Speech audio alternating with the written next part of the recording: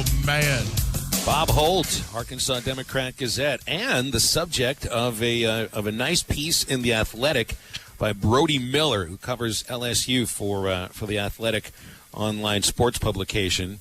Bob, good to have you on today. I know you've got to be uncomfortable being sort of like having the spotlight on you like that, because media members, certainly writers, usually don't want the story to be about them. But I really enjoyed Brody's piece, and I think it says just how much respect anybody that's in sports media, certainly those in the SEC that know you, I think that shows all the respect they have from you. But when you read stories about yourself as someone who writes stories for a living, what's that like for you? Well, yeah, it's an odd feeling. It's kind of like the old, newspapers saying man bites dog. It's kind of not the way it's supposed to be, but that was a very nice story by Brody. He certainly didn't have to do that, but it's kind of a different thing. Like we're all doing sort of different pieces we probably wouldn't normally do. But yeah, I didn't realize it was going to be focused on me like that when he called me. But it was very, very, very humbling, I guess you'd say. And you're right; it's not something that I'm used to. And so often we make maybe a little bit too much about media days and the enjoyment that the members of the media, the writers and the broadcasters and everybody else has about it, because we want to talk more about the stories that come out of SEC media days. But what that is it is an opportunity for like-minded people who seem to know each other fairly well, even though they don't get together but maybe once or twice a year. This is like the reunion, like the annual reunion, where you're sharing stories, catching up on everybody, and just enjoying their company. So what is, aside from the fact that there are no media days, so you can't get quotes from all of these coaches, not like they'd have much to tell you anyway. What's it been like for you this week, where usually would just be so much going on, and here we are, we're just wondering what the heck is about to happen? Well, it's a strange feeling, and like we've said a few times before, you kind of lose track of what day it is. So far, I think I've been pretty good on knowing what month it is. I think we're still in July, right? Yeah, but the days kind of, the days just kind of roll from one to the other, and but yeah, it hit me Sunday. We would have been, well, of course, in Atlanta we flew a couple years ago, but yeah, usually me and Tom Murphy get a car up here. We stop in Little Rock, pick up Wally Hall, our sports center, and we head on down to Hoover. And, that's a good time. It's a long drive, and it's a good time to kind of catch up and find out what everybody's been up to and how everybody's families are doing and things like that, So obviously we didn't get to that, but it kind of hit me Sunday like, hey, we should be, traveling to Atlanta today, even though you'd known really for weeks you knew it wasn't going to happen. Even before they canceled it, you knew, hey, this isn't going to happen. And, it's sad because, it's the kickoff to college football is coming. Everybody starts getting excited. I think this would have been a really interesting media day, because obviously it would have been Sam Pittman's first media day, and it would have been interesting to see how Sam would have done on that big stage. I think he would have done very well, because Sam's just a really outgoing guy, but that would have been, his first big time, because he's a career assistant, pretty much an offensive line coach. Even though he's very good at his job, he was a guy that probably hadn't gotten a lot of attention. He wasn't like an offensive coordinator or defensive coordinator, and so that, I feel now sorry is the right word. I think it's a shame that people didn't get to see Sam on that big stage.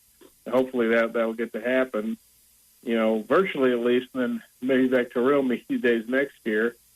And Lane Kiffin, I think that would have been really good theater, back as an SEC head coach. I'm sure he would have been asked about Nick Saban, his old boss at Alabama. And, Mike Leach, it would have been his SEC Media Day debut, and there's no telling what he would have said. So I think it would have been, a really entertaining event. It's always entertaining to a certain extent, obviously, especially when Steve Spurrier was a coach. But I think this would have been a really epic media days, and it's just another sad casualty of this horrible pandemic we're fighting. That's right. Well, Pac-12 Big Ten made their decisions last week as to what the fall football season would look like if there is one for those conferences. And the other 3 Power 5 leagues are holdouts for right now, and they've said in the next couple of weeks. I've even seen August 5th, August 6th, 7th targeted as deadline decision dates for when they have to have a real idea of what this next season could look like, if it is a fall season or if they have to push it back to the spring. My question for you is, do you think, because it does seem from what we've read that the athletic directors in the SEC mostly do not want a conference-only schedule. So do you think a scheduling alliance of sorts, like with the Big 12 and or the ACC, could be an answer for not doing just league games, but still having, I think, highly entertaining and very good non-conference matchups? Yeah, because, the thing in the SEC is, Florida wants to play Florida State, South Carolina wants to play Clemson, Kentucky wants to play Louisville, Georgia wants to play Georgia Tech. So those are those natural in-state rivalries with, that are SEC, ACC oriented. And so maybe in that scenario, maybe Arkansas could they obviously don't have an in-state ACC rival, but, maybe they could play NC State or whoever in North Carolina, Mac Brown against Arkansas again or something like that. But yeah, I definitely can see that the ADs and fan base won't want to preserve those games, even though Clemson's owned South Carolina lately. That's a big game, and there's a lot of interest, and you hate to see those if those games get canceled. I mean, you hate to see those rivalries get interrupted. Speaking of Bob Holt here on Halftime, Bob, so what would the chances, in your opinion, be that we could possibly see Arkansas versus Arkansas State? Because you said Arkansas State's already lost 2 opponents. To this point, Arkansas hasn't lost anybody, though that could easily change here in the coming days, whether that be Notre Dame, Nevada, or any other non-conference opponent. I feel like if we'd asked this question 3-4 weeks ago, probably would have been slim to none at this point. But now, kind of where everything is sitting, do you think there is even a realistic chance that you could see the Red Wolves take on the Razorbacks? Yeah, I know Wally broached that subject, brought that up in his column today. It was a very interesting point. I think a lot, there's some Arkansas fans that I guess would just be vehemently opposed to playing Arkansas State. I think a lot of people think it would be a pretty interesting matchup. I think it'd be a very, very interesting matchup. I think it'd be a very competitive game. Arkansas is trying to come back from some bad seasons. Arkansas State's been winning pretty consistently here for several years. So I don't think it would be a mismatch or anything like that. I think it'd be a good competitive game. It certainly would generate a lot of interest. Unfortunately, you probably wouldn't be able to have a lot of fans on the stands, but I think it would definitely, generate a lot of interest, certainly within our state. And but I got to say, I don't think Arkansas, that would be their preference. Although I give Hunter Yurchek and the UA administration a lot of credit for, scheduling Arkansas State and UCA in other sports, and obviously they've already been playing UALR and UAPB. But I think it'd really be interesting. But I think I would still say the chances of that happening are pretty slim. But I might be wrong. I mean, maybe Arkansas will be ready to take that step in these crazy times.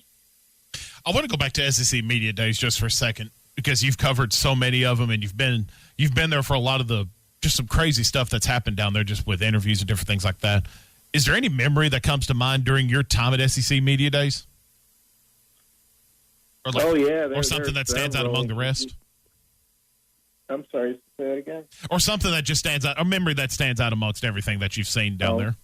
Well, yeah, there was one time, I think this was in Birmingham, might have been at the old Sheridan, but there's wherever they've held it, there's always been a big, conference room and or theater, and there was a break, like between the morning and afternoon sessions, or maybe the afternoon session hadn't started yet, and the ballroom just had a handful of people in there. For some reason, I was in there, and this dog, I don't remember what kind of dog it was, but it was a pretty good-sized dog. It wasn't a Great Dane, but it was a pretty good-sized dog. I mean, literally just comes wandering into the room, and you're like, we're at a, pretty nice hotel. What's a dog doing wandering in? Well, we come to find out it was Nick Saban's dog that I guess had been up, and usually the coaches get a suite, for the day or during their visit to do whatever.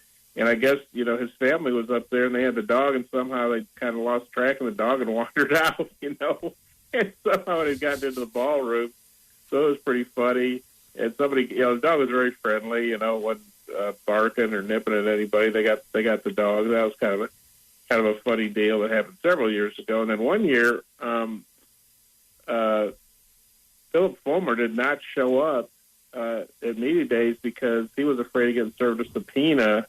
There was some legal stuff going on between he and some Alabama people, and so they did it. He did it remotely, not virtually. I don't think there was Zoom back then, but it was like a teleconference. There was just like a big microphone. It's like a phone, and we did that. That was pretty weird.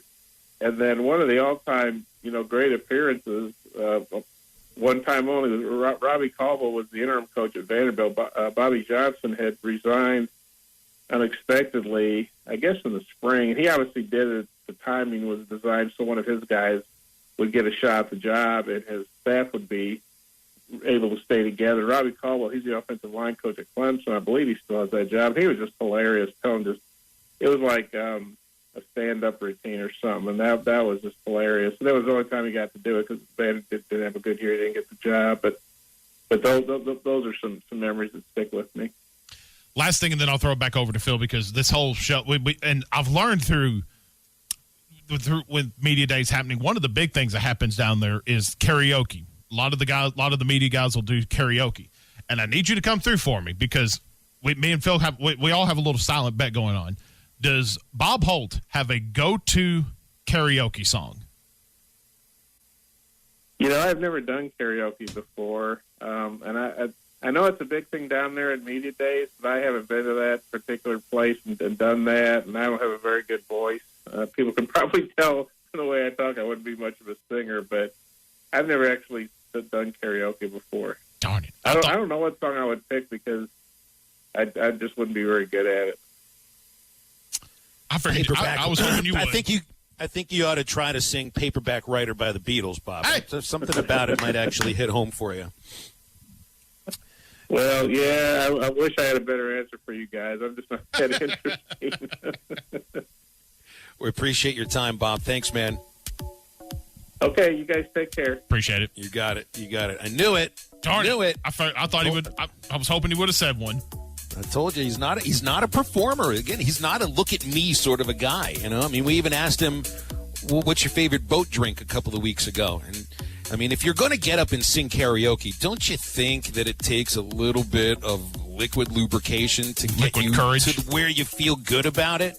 You know what I mean? And I don't know if Bob, he just doesn't do that. Like, how often have you gotten on stage to karaoke when you have been 100% perfectly sober without a drop of alcohol in you? You don't have to answer that question because I already know the answer, good. my friend. Okay. 877-377-6963. Go-to karaoke songs? Yes. Sports, too, including some really bad stuff for the Washington football team.